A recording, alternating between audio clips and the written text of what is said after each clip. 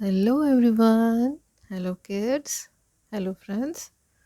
तो मैं आप लोगों के सामने फिर से हूँ पंचतंत्र की दूसरी कहानी लेकर, जिसका नाम है भेड़िया आया भेड़िया आया। बहुत समय पहले की बात है। एक गांव में एक मध्यम वर्गीय किसान का परिवार रहता था। उनका एक बेटा था जिसका नाम रामू था। उस किसान के पास बहुत सारी भेड़ें थी, जिसको चराने के लिए वो अपने बेटे रामू को भेजते थे जंगल में। रामू रोज जंगल में भेड़ें चराने जाया करता था, लेकिन जो रामू था वो बहुत शैतान था।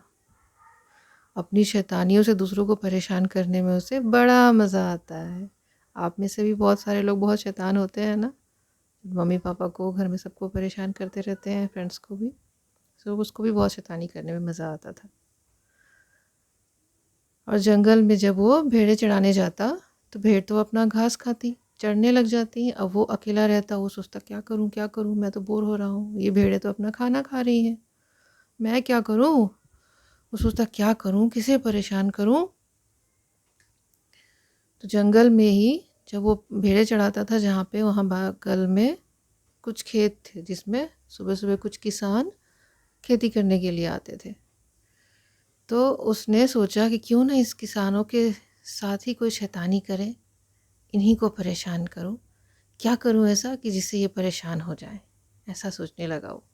उसके दिमाग में फिर सोचते सोचते खुराफात आ गई और वह जोर जोर से चिल्लाने लगा, बचाओ बचाओ, भेड़िया आया भेड़िया आया। किसानों ने जो लड़के की आवाज़ सुनी तो अपना काम काज सब छोड़ के उसकी मदद के लिए दौड़ पड़े। जो भी हाथ लगा सब साथ ले आए, फावड़ा, दराती, हंसिया, लाठी जो था वो सब लेकर दौड़े कि क्या हुआ, बच्चे को क्या हुआ। लड़का चिल्लाया था भेड़िया आया भेड़िया आया। जब वो दौड़ के आए लड़के के पास तो उन्हें भेड़िया कहीं नहीं दिखाई दिया। तो किसानों ने पूछा, ए लड़के, कहाँ है भेड़िया? तुम तो चिल्ला रहे थे भेड़िया आया भेड़िया आया। तो उनका सवाल सुनकर जो रामू था वो हंस पड़ा। बोला, हा हा हा, मैं तो मजाक कर रहा था, भेड़िया तो आया ही नहीं था। अरे जाओ जाओ, तुम लोग जाओ, मैं तो वैसे ही बोल रहा था। तो किसानों को लगा ये अलग इंसान है, ऐसा कैसा है, हम अपना काम काज छोड़ के आए इसके लिए। तो उन्होंने उसको डांट लगाई कि फिर से ऐसा मत करना, भेड़िया आया नहीं, तुमने हमारा काम छुड़ा दिया, हमें परेशान कर दिया। फिर किसान चले गए समझाने के बाद। उनके जाने के बाद फिर रामू बड़ा खुश हुआ, वाह कैसा बेवकूफ़ बनाया इनको, मज़ा आ गया। कुछ दिनों बाद लड़के ने फिर ऐसा किया। फिर वो चिल्लाया, भेड़िया आया भेड़िया आया। फिर किसान दौड़ आए। उनको लगा कहीं पिछली बार मजाक किया था, हो सकता है इस बार सच में आ गया होगा।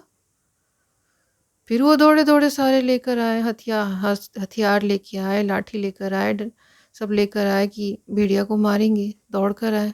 फिर उन्होंने देखा आसपास तो उन्हें कोई भेड़िया नजर नहीं आया। उन्होंने कहा, लड़के तूने फिर बदमाशी की, कहाँ है भेड़िया? तो उसने फिर कहा, रामू ने, कि मैं तो मजाक कर रहा था, आप लोगों के पास कोई काम नहीं है जो मामूली सी चीख पुकार सुनकर दौड़े चले आते हो? मैंने कोई आपको बुलाया था क्या? आप क्यों आए? मैंने आपका नाम लिया था? किसानों को बहुत गुस्सा आया। उन्होंने फिर उसको इस बार बहुत ही डांटा। बोला, अब तो हम नहीं ही आएंगे, तुमने फिर हमारा काम छुड़ा के हमको परेशान किया, हम तुम्हारी मदद करने आ जाते हैं। मगर रामू पर कोई फ़र्क नहीं पड़ा उसका। वो अपना हंसने लगा, हा हा हा हा हा, कैसा मज़ा आया कैसा मज़ा आया। किसानों ने सोचा, ठीक है, अब तो हम इस लड़के की मदद करने के लिए कभी नहीं आएंगे। फिर कुछ दिनों के बाद फिर उस रामू को फिर शरारत सूझी और फिर उसने एक बार और ऐसा ही किया। फिर वो किसान, इस बार सोचा उन्होंने कि चलो एक बार और देख लेते हैं। फिर वो गए, फिर उसने वही किया।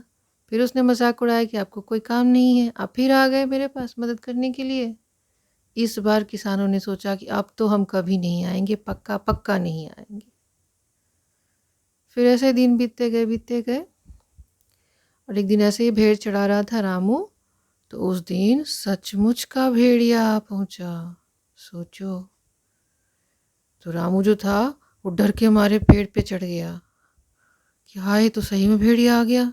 वो चिल्लाने लगा, बचाओ बचाओ, भेड़िया आया, भेड़िया आया, कोई मदद के लिए आओ, कोई मेरी मदद करो, भेड़िया आया, भेड़िया आया।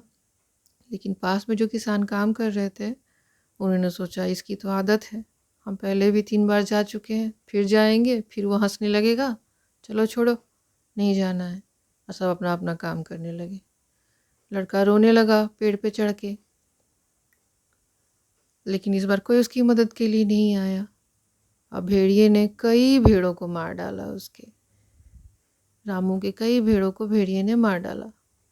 अब वो ऊपर से देखता रहा और रोता रहा। उसे बहुत दुख हुआ कि देखो, मैंने जब मजाक किया तो सब आए, आज सही में आया तो कोई नहीं आया। उसे बहुत पछतावा हुआ कि मैंने झूठ बोला, इसीलिए वो मेरे पास मेरी हेल्प करने को नहीं आए। तो बच्चों, इस कहानी से क्या सीख मिलती है? इस कहानी से हमें ये शिक्षा मिलती है कि हमें कभी झूठ नहीं बोलना चाहिए, क्योंकि अगर हम बार बार झूठ बोलेंगे तो कोई हमारी सच्ची बातों पे भी बाद में विश्वास नहीं करते हैं। ठीक है, तो झूठ नहीं बोलना। चलो, अब कहानी हुई ख़त्म, फिर मैं तीसरी कहानी में फिर से आऊँगी। तब तक के लिए बाय बाय, टेक केयर।